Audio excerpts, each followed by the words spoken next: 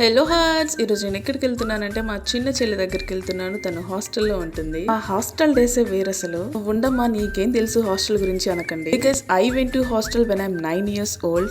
From my 3rd standard to graduation వరకు నేను హాస్టల్లోనే ఉన్నాను. మా మమ్మీ అయితే నా చిన్నప్పటి నుంచి ఇట్లే పెద్ద పెద్ద టిఫిన్ బాక్సుల్లో తీసుకొచ్చేది ఫుడ్ నాకు ఇంకా మా ఫ్రెండ్స్ కి. వీడియో నా ఫ్రెండ్స్ చూస్తే అవునా కదా కామెంట్ చేయండి. ఇంకా మా మమ్మీ మా చెల్లి కోసం మేమందరం పెట్టేసుకున్నాం గోరెంటాకు, తను కూడా పెట్టుకోవాలి కదా అని తీసుకొచ్చింది హాస్టల్ కి.